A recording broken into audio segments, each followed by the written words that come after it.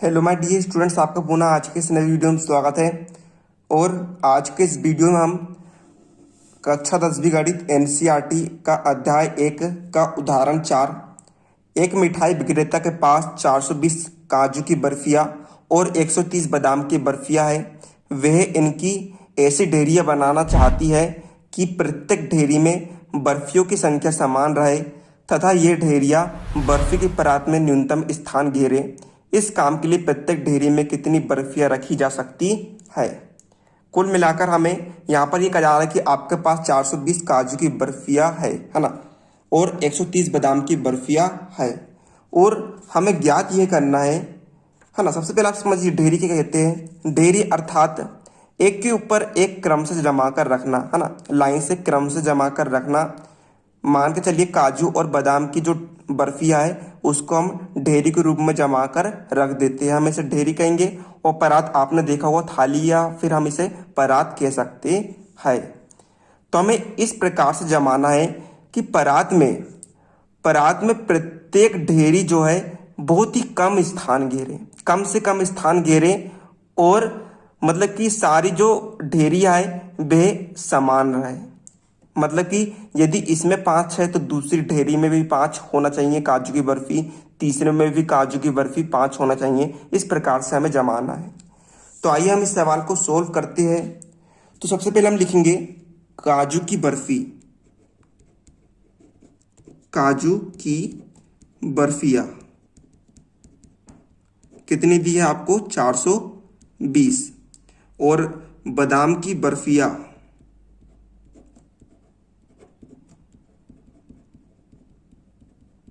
कितनी दी है आपको 130 दी है। तो हम इसका मान ज्ञात करने के लिए हम क्या करेंगे, 420 है ना, 420 और 130 का HCF यूक्लिड विभाजन प्रमेय का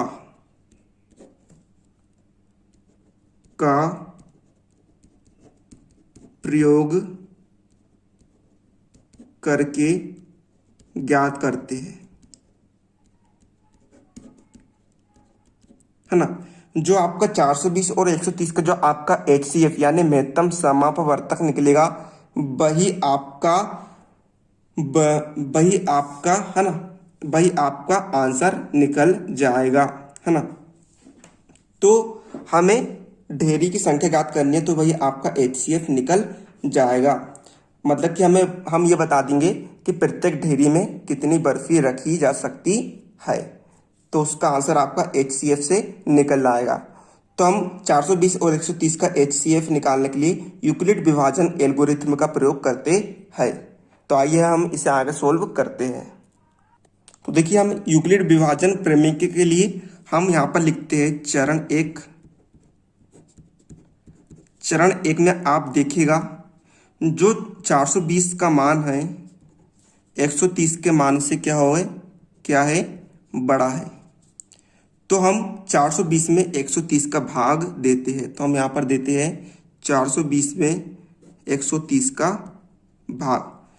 तो 130 का पढ़ा ऐसा पढ़िए कि वह 420 से आगे ना बढ़े। तो देखिए 130 में यदि हम 3 का गुणा करते हैं तो कितना आएगा, 3 शून्यम शून्य, 3 तिया 9 और 3 एकम 3, 390 आ गया। 420 में से 390 घटाइए, 0 में से 0 गया, बचेगा 0। 2 में से 9 नहीं जाता है, एक इससे उधार ले लेंगे तो कितना हो गया 12, 12 में से 9 गया कितना बचेगा 3, और 4 में से इसने एक उधार ले लिया तो यहाँ पर बचा 3, 3 में से 3 गया बचा 0, 0 को हम लिखते नहीं है।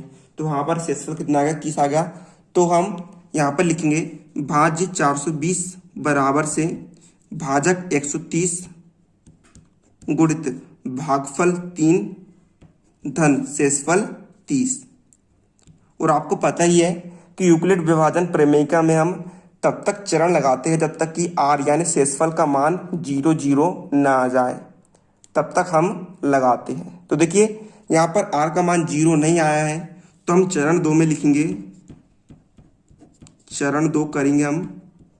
यहाँ पर हम लिखेंगे 30 का मान यानी शेषफल का मान 0 के बराबर नहीं है, तो हम क्या करेंगे 30 और 130 में 30 और 130 में यूक्लिड विभाजन प्रमेय का प्रयोग। हम पुनः 30 और 130 में यूक्लिड विभाजन का प्रयोग कर देते हैं। तो देखिएगा जो आपका इसमें भाजक था 130 हम उसे बना देंगे भाज्य और शेषफल को हम भाजक के रूप में लिख देंगे। तो देखिए 30 का पहाड़ा ऐसा पढ़िए कि भाई 130 से आगे ना बढ़े। तो देखिए हम 30 का पहाड़ा 4 बार पढ़ते हैं, तो देखिएगा 4 शून्यम शून्य और 4 तीय कितना होता है 12 होता है। तो 130 में से जब आप 120 घटाइएगा तो कितना आएगा 10 आ जाएगा। अर्थात यहाँ पर लिखेंगे भाज्य 130 बराबर से भाजक 30 गुणित भागफल 4 धन शेषफल 10। अभी भी यहाँ पर आर का मान 0 0 नहीं आया है, तो हम यहाँ पर फिर लिखेंगे चरण 3 लगाएंगे। हम यहाँ पर चरण 3 में हम लिखेंगे शेषफल 10 का मान 0 के बराबर नहीं है, तो क्या करेंगे हम 10 और 30 में यूक्लिड विभाजन प्रमेय का प्रयोग। तो देखिएगा 10 और 30 में हम पुनः यूक्लिड विभाजन प्रमेय का प्रयोग कर देते हैं। तो जो आपका भाजक है 30 वे हम उसे भाज्य के रूप में लिख देंगे, और जो आपका शेषफल बचता था 10 उसे हम भाजक के रूप में लिख देंगे। तो आप यहाँ पर देख सकते हैं 10 का पहाड़ा ऐसा पड़ेगी 30 से आगे ना बढ़े, तो 10 तिया कितना होता है 10 तिया होता है 30, तो 30 में से 30 गया बचेगा कितना 0। तो यहाँ पर शेषफल 0 आ चुका है, तो हम लिखेंगे भाज्य 30 बराबर से भाजक 10 गुणित भागफल 3 धन शेषफल 0। यहाँ पर शेषफल यानी आर का मान 0 है, अतः 420 और 130 का HCF कितना होगा, है ना। HCF यानी भाजक कितना होगा, भाजक का मान कितना है 10, तो अर्थात 420 और 130 का HCF कितना होगा 10 के बराबर होगा। तो यह आपका HCF निकल कर आ गया है। तो हम यहाँ पर सवाल से कह सकते हैं कि हमें, है ना, अतः प्रत्येक ढेरी में 10 बर्फियां रखी जा सकती है ना। यह आपका आंसर हो जाएगा, यह आपका उत्तर हो जाएगा। मतलब कि यदि हम परात में प्रत्येक ढेरी में काजू और बादाम की यदि हम 10-10 ढेरियां रख दें, है ना, मतलब कि बर्फियों की संख्या यदि हम 10 कर दें। यहाँ पर देख सकते हैं हमने परात में 1 2 3 4 5 6 7 8 9 10 यदि हम ढेरियां रख दें, तो जो ढेरियां है परात में न्यूनतम स्थान घेरेगी, कम से कम स्थान घेरेगी, और बर्फियों की संख्या भी समान रहेगी। तो इस प्रकार से आपका आंसर हो जाएगा प्रत्येक ढेरी में 10 बर्फियां रखी जा सकती है। तो उम्मीद है आप सभी को समझ में आ गया होगा।